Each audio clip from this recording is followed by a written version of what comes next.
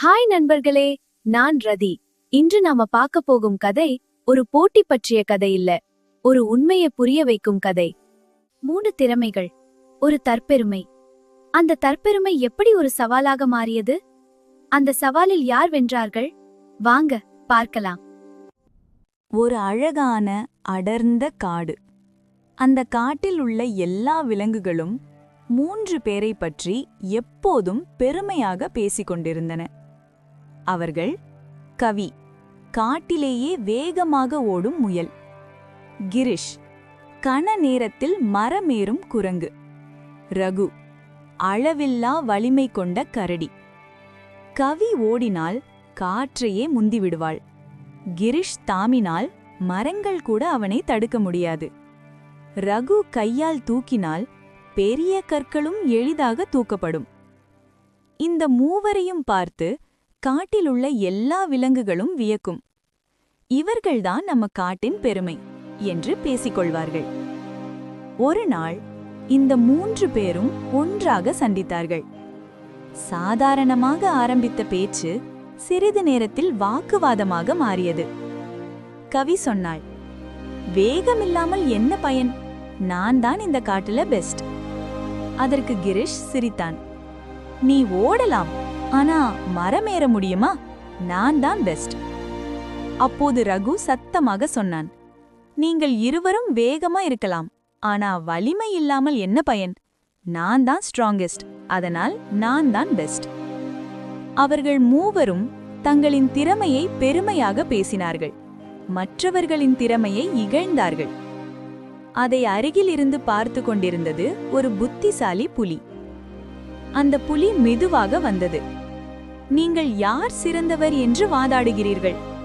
அதை ஒரு போட்டி வைத்து தீர்மானிக்கலாமே என்றது. மூவரும் உடனே ஒப்புக்கொண்டனர். புலி 3 போட்டிகளை அறிவித்தது. முதலில் ஓட்டப்பந்தயம், பின் மரமேறும் போட்டி, பின்னர் எடை தூக்கும் போட்டி.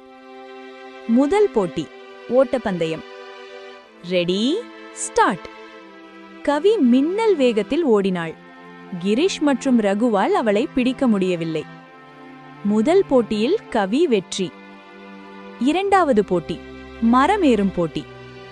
கிரிஷ் கிளையிலிருந்து கிளைக்கு தாவி ஒரு நொடியில் மேலே சென்றான். கவி முயன்றால் முடியவில்லை. ரகுவும் முயன்றான், சிரமப்பட்டான். கிரிஷ் வெற்றி. மூன்றாவது எடை தூக்கும் போட்டி. ரகு முன்னே வந்து ஒரு பெரிய கல்லை எளிதாக தூக்கினான். கவி மற்றும் கிரிஷ் முயன்றார்கள், ஆனால் முடியவில்லை. ராகு வெற்றி. 3 போட்டிகளும் முடிந்தது. மூவரும் அமைதியாக நின்றனர். அப்போது புலி சிரித்தபடி சொன்னது, இப்போ புரிகிறதா? ஒவ்வொருவருக்கும் அவரவருக்கான தனித்திறமைகள் உண்டு. கவி வேகத்தில் சிறந்தவள், கிரிஷ் தாவுவதில் சிறந்தவன், ரகு வலிமையில் சிறந்தவன். நீங்கள் ஒருவரை ஒருவர் ஒப்பிட வேண்டாம். உங்கள் திறமையை ஏற்றுக்கொள்ளுங்கள். மற்றவர்களின் திறமையையும் மதிக்க கற்றுக்கொள்ளுங்கள். மூவரும் தங்களின் தவறை உணர்ந்தனர். கவி மெதுவாக சொன்னாள், நான் தவறாக நினைத்தேன். கிரிஷ் தலை குனிந்தான், நானும். ரகு சிரித்தான், நாமெல்லாம் சேர்ந்திருந்தால்தான் பெஸ்ட். அந்த நாளிலிருந்து அவர்கள் போட்டியிடாமல் ஒன்றாக சேர்ந்து வேலை செய்ய ஆரம்பித்தனர். அந்த நாள் கவி, கிரிஷ், ரகு ஒரு முக்கியமான உண்மையை கற்றுக்கொண்டார்கள். வெற்றி என்பது ஒரே ஒரு திறமையில் இல்லை, ஒவ்வொருவரின் தனித்திறமைகளில் இருக்கிறது. நம்மை மற்றவர்களுடன் ஒப்பிடுவது தேவையில்லை என்றால் நம்ம பாதை வேறு, நம்ம திறமை வேறு, நம்ம வெற்றி வேறு. அதனால் உங்கள் திறமையை ஏற்றுக்கொள்ளுங்கள், மற்றவர்களின் திறமையையும் மனதார பாராட்டுங்கள்.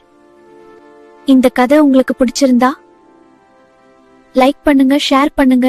இன்னும் இப்படிப்பட்ட கதைகள் பார்க்க நம்ம சேனலை சப்ஸ்கிரைப் பண்ண மறக்காதீங்க. ஒரு புதிய கதையுடன் மீண்டும் சந்திப்போம். Bye friends.